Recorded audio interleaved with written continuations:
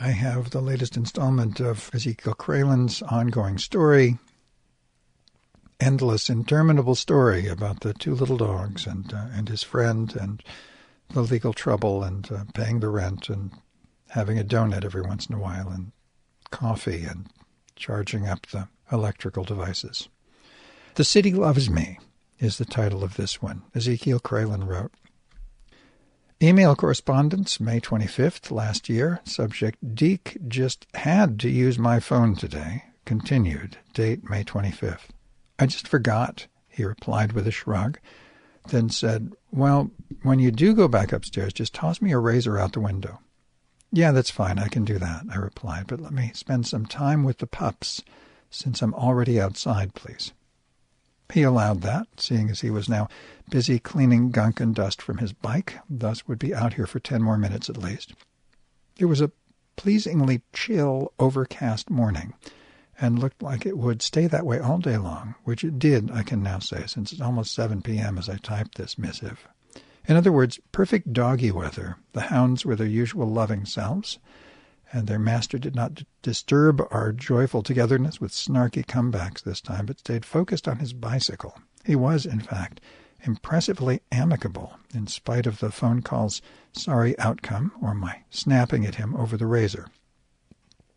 Around 15 minutes later, I sensed that Deke would soon depart, so decided to go back inside and finally enjoy my liquid crack and muffin, then hobble on down to TJ's via the underground. By the way, before working on his bike, which he laid down partly on his lap, he had secured the leashes to the granny cart.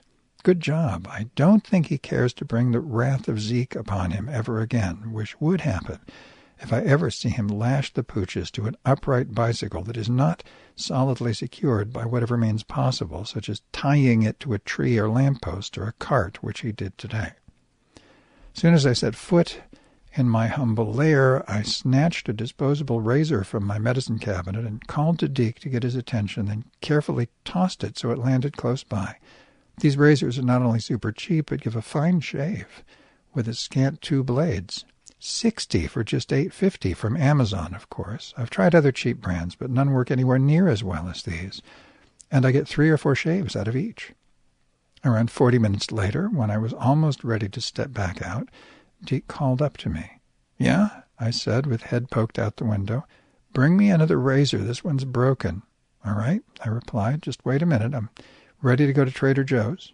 So much for tossing him a razor blade, I thought. What a dildo head. He was packed up and ready to go when I handed him a second razor, but then he requested to make another phone call in case the agent, extension 747, I think, had returned to his office by now. So I extracted the moto from my backpack, which I set on the ground. Flaco immediately plunked herself upon it because the pups only had the sidewalk to rest on this time around.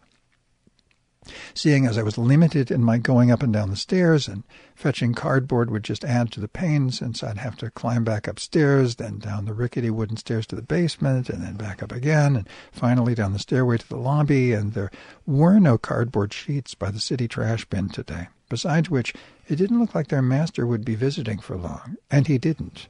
I sat down with the Brindlekin again, while Deke dialed and talked on the phone, which was once more brief because Agent 747 still was not available.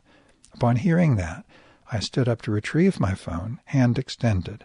Instead, he continued to diddle with it, staring intently at the screen. Come on, I pressed. You made your call. Stop messing with my phone.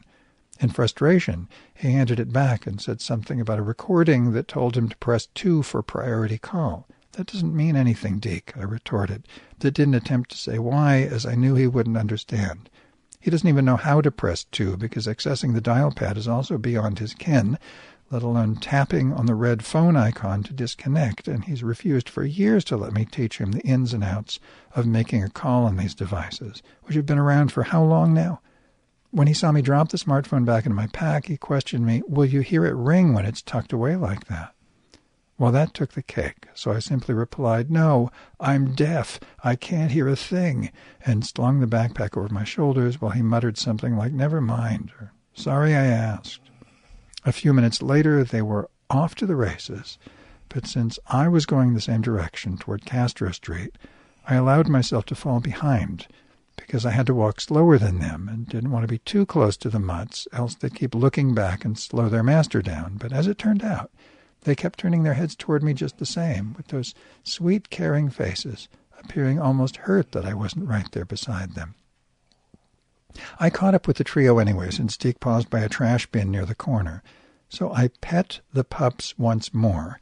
It was then Deke turned around and realized I was there.